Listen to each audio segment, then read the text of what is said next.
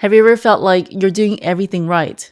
You are sleeping enough, you're eating well, but you still wake up feeling really exhausted. So that was me a few years ago, until I realized I wasn't just tired in my body. I was tired in my mind, my spirit, my emotions, everywhere. And I realized that burnout doesn't always arrive as a breakdown. So in my case, sometimes it arrives really quietly, especially if you're a high achiever and you're constantly pushing yourself over months and years.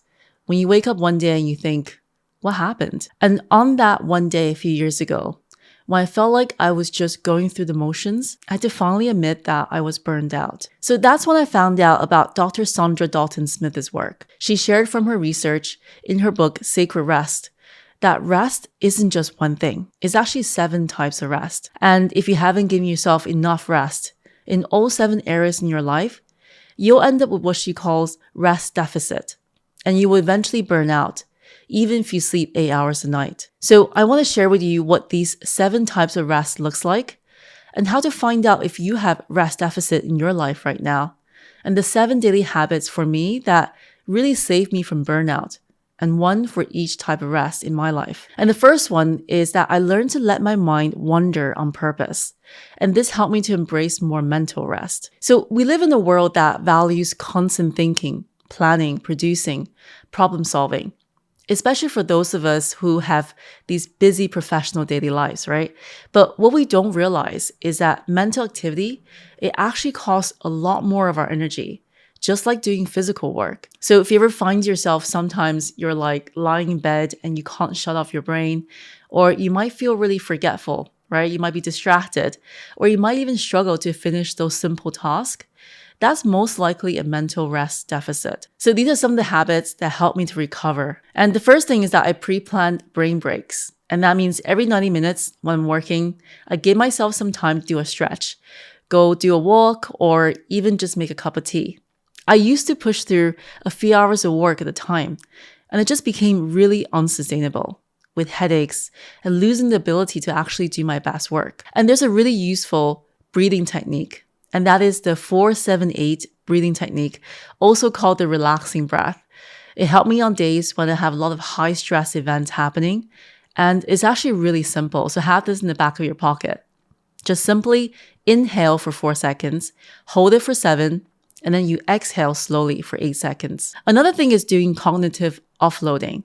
And this worked really well for me, especially when you have those racing thoughts at night, which is basically using a notepad by your bed to write down any thoughts or to-dos that you had before you fall asleep. When I gave my brain the permission to take a pause every day, I was able to stop living on reaction mode and start living with more intention every single day. So the second habit is that I protected my social energy like my life depended on it.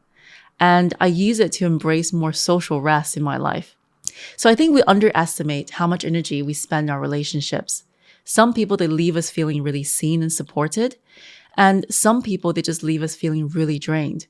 You probably know who I'm talking about. And Dr. Dalton Smith, she shared that letting some more social rest happen when we're around people who revive us, who makes us feel really energized, and limit the relationships with those who demand too much and they just give too little. So here are some of the ways I practice more social rest in my life. I like to prioritize the face-to-face time with people who have positive energy about them and they lift me up, or those who are pursuing similar goals to me in life, and usually through the communities I'm in with other creators and entrepreneurs. And by knowing that how scrolling on social media can make me feel, especially as we're looking at highlight reels of everyone's life, right? Not just everyday reality.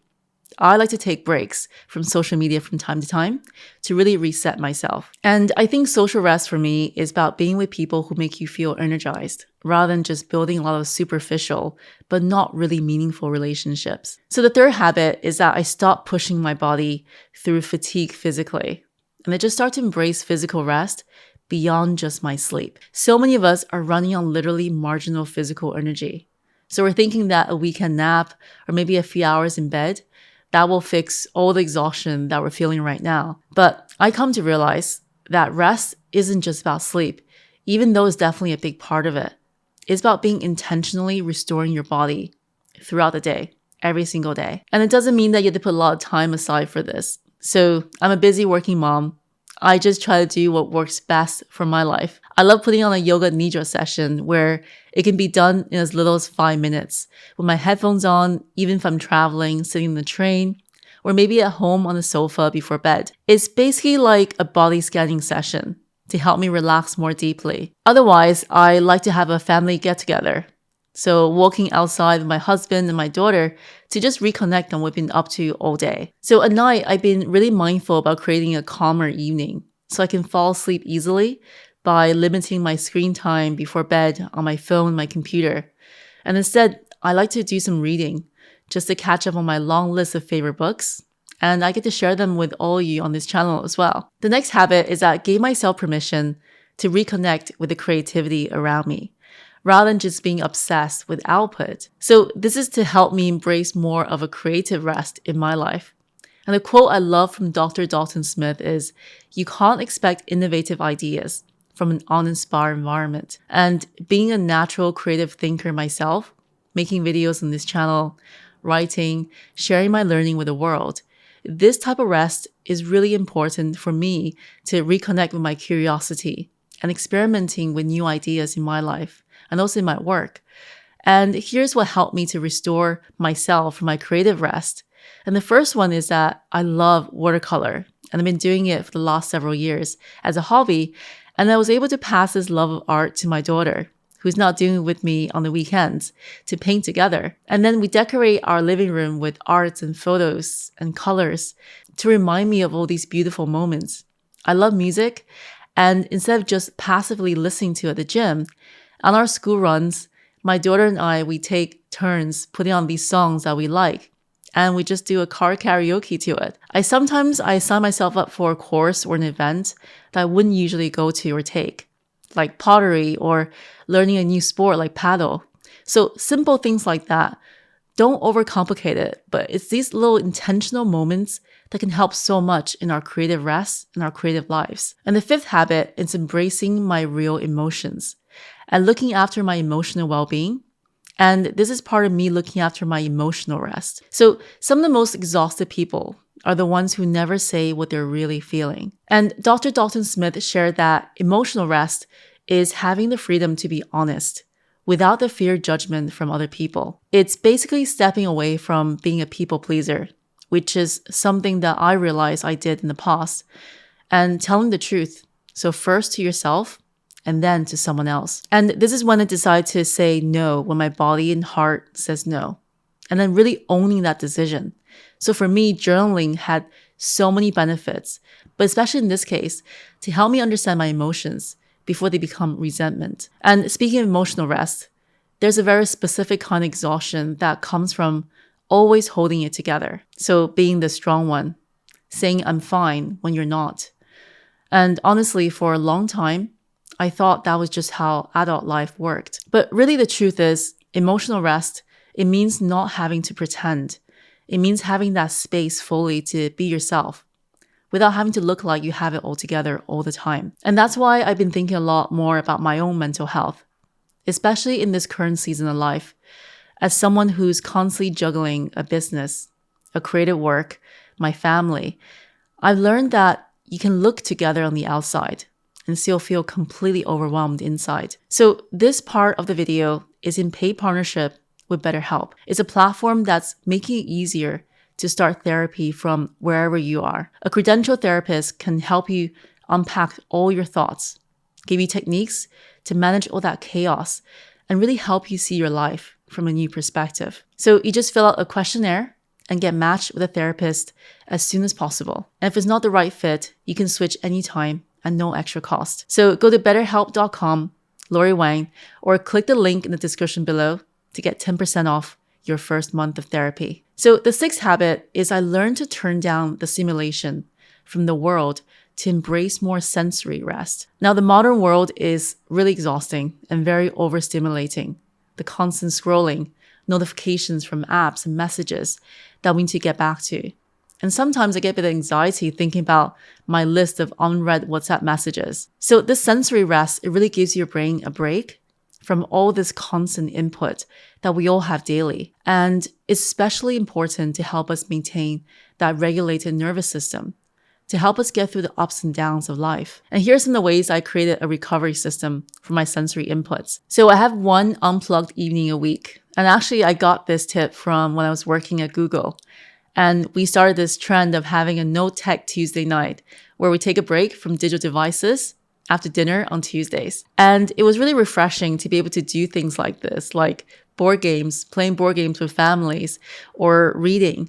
And almost everyone who did it, they reported that they had increased focus, then better sleep, and more time to do hobbies. On the commute, sometimes instead of having the radio or music on, I just like to sit in silence without my headphones in the commute to really help me calm down from a very busy workday. I also like to use eye masks and earplugs for 20 minutes, just have intentional zero silent input time. And as Dr. Dalton Smith says, even just closing your eyes for a moment in the middle of a busy day is really powerful. So the last habit is I connected to something greater than myself through embracing more spiritual rest. And this is not really about being religious. So whether you're religious or not, it's really about realignment with who you are and what matters most to you. According to Dr. Dalton Smith, the spiritual rest is about meaning, it's about belonging and purpose. It's about stepping away from your to-do list every day and towards what actually lights you up inside. Now, I'm a big believer in that we sometimes need to slow down in order to speed up on our ambitions and our goals. And embracing more spiritual rest allowed me to really question, is what I'm doing right now really aligned to my personal values, the kind of life that I want to live? And a lot of this doesn't require a lot of effort to put time aside for. I have a very short morning before rushing out of the door on school runs and then off to finish the workday with meetings I need for the day and things I need to do.